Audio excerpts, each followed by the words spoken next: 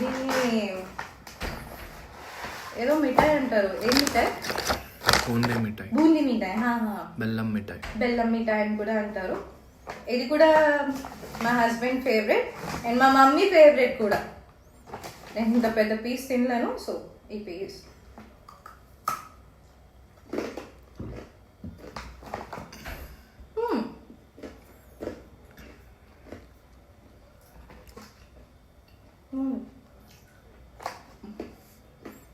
Thank you.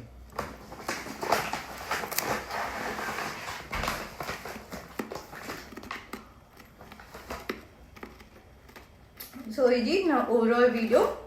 And దీని main point ఏంటంటే ఈ డ్రై ఫ్రూట్స్ అన్నిటిని కూడా గీలు వేయించినట్టున్నారు. చేస్తున్నప్పుడు నాకు ఆ టేస్ట్ అలా వస్తుంది. మెయిన్ పాయింట్ ఇదైతే పెయిడ్ కొలాబ్ అస్సలు కాదు, బ్యాటర్ కొలాబ్ కూడా అస్సలు కాదు. ఇది నా హానెస్ట్ రివ్యూ. అండ్ ఈ పేజ్లో నేను ఇదేమి ఫస్ట్ టైం కాదు పర్చేస్ చేయడం. This is my second purchase. 7 months back purchase చేశాను. నేను మాల్టా వచ్చాక ఇది నా ఫస్ట్ టైం పర్చేస్ చేయడం. అండ్ ఇది నేను కొనుక్కున్నాను. ఓవరాల్గా నాకు 7,368 ఐటమ్స్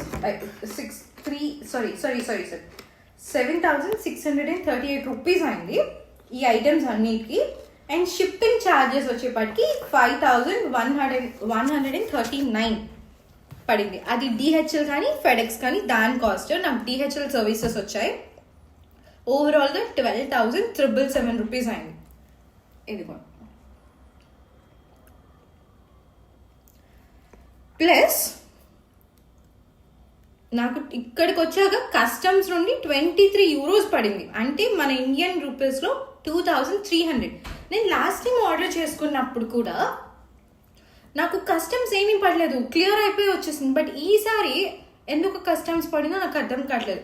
మేబీ నాన్ వెజ్కి పడింది అనుకుందాం. నేను లాస్ట్ టైం కూడా నాన్ వెజ్ పికిల్సే తీసుకున్నానండి. మటన్ చికెన్ తీసుకున్నప్పుడు చికెన్ తీసుకున్నాను, మటన్ చికెన్ తీసుకున్నాను, ప్రాన్స్ కూడా తీసుకున్నానంట.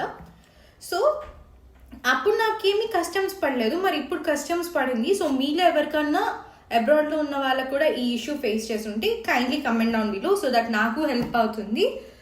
సో అండ్ సితారా ఫుడ్స్, మీరు ఈ వీడియో కనుక మీ వరకు రీచ్ అవుతే thank you so much. Food అయితే చాలా బాగుంది, చాలా టేస్టీగా ఉంది అండ్ హైజీనిక్గా కూడా మీరు చాలా మంచిగా ప్యాక్ చేసి ఇచ్చారు. Thank you so much for watching my entire video. Love you so much. And ఇంకో వీడియోతో మళ్ళీ కలుసుకుందాం. బాయ్. మరి don't forget to like, share and subscribe to our channel. Bye.